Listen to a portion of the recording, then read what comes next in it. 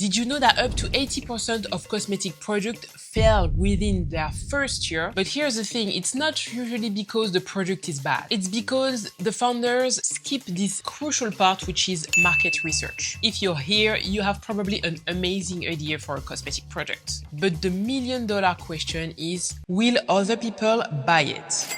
Today, I will try to show you how exactly research your cosmetic idea, even if you've never done this before. And stick around for the number one mistake that kills most beauty startups before they even launch. According to cosmetic industry experts, the global beauty industry is worth $532 billion and is expecting to reach $800 billion by the end of 2025. That's great news. That means that there is room for your brand. But there are thousands of competitors, not even mentioning the big brands like L'Oreal and Estée Lauder. Just think about all the new skincare products that you have seen on social media lately. So how do you compete? By doing your homework first. Because market research will help you to understand who will buy your product, what they will pay, where they shop, and why they will choose you. According to some surveys, up to 34% of consumers rely on reviews of other consumers before trying a new product. I mean, I do that all the time.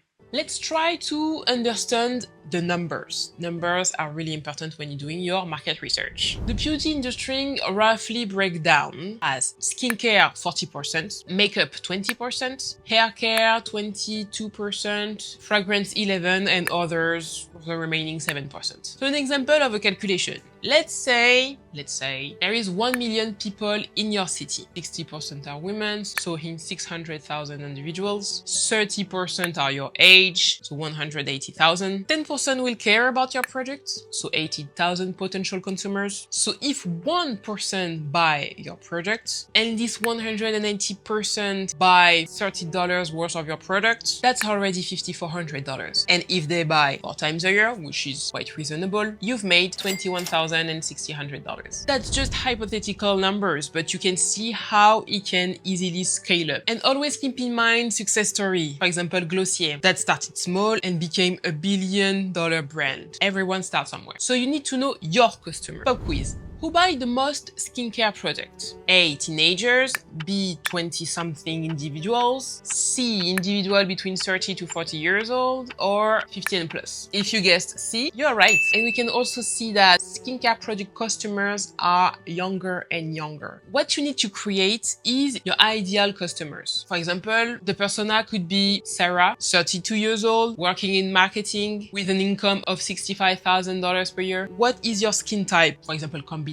Where does Sarah shop? At Sephora, Ulta, online? Of course, Sarah follows skincare influencers and she cares about clean and sustainability beauty. Great. Nice to meet you, Sarah. When you create your product, you need to focus on Sarah and Sarah only. Not everyone. This will save you time and money. So here's your homework. Write 5 things about your ideal customer. You can use Sarah if you want. Now, it's time to go undercover and learn from your competitors, because you need to understand what is out there in order to create a product that will stand out. Here's how you can start. Find 5 brands that can be similar to yours on a retailer's website such as Sephora or similar. Explore their Instagram profile, look at follower counts, read comments, and see what consumers like and complain about their products. Dive into product reviews, especially the most critical type of reviews. If you can spot patterns such as too expensive or broke me out, these insights reveal gap your product can fill. You can expand your research by, for example, joining Facebook groups that are focused on beauty topics or Reddit groups. Search for keywords such as skincare routine or makeup recommendation, depending on what type of product you want to develop, of course, and not common questions or frustrations from the consumer.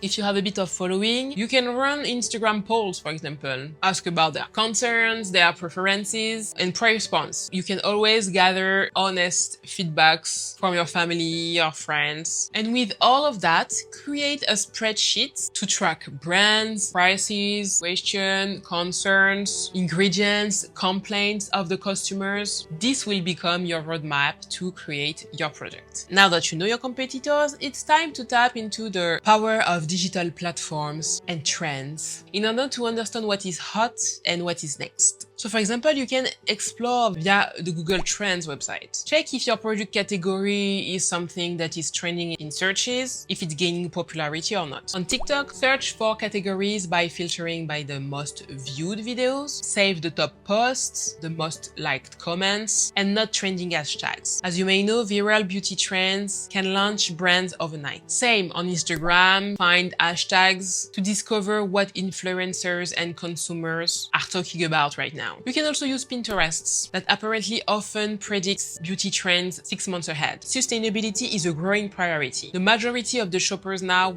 wants to reduce the plastic packaging. Keep that in mind when you are thinking about your product packaging. And never forget about Sarah. What type of packaging do you think Sarah would like? Chose promis, chose due, here's the #1 mistake that can kill a beauty brand. It is creating a product for yourself and not for your market. Other pitfalls that are also common: skipping competitors' search, ignoring the negative reviews, guessing prices and not base it on the research and your perfect customer, overlook packaging, and the worst of all, launching before testing. Don't you dare. But you're already ahead just by watching this video. Remember that spending a little bit of time on research at the very beginning can save you time and a lot of money down the line. If you got information from this video, subscribe to the channel, hit the notification button to not miss my next ones, and go do your homework now.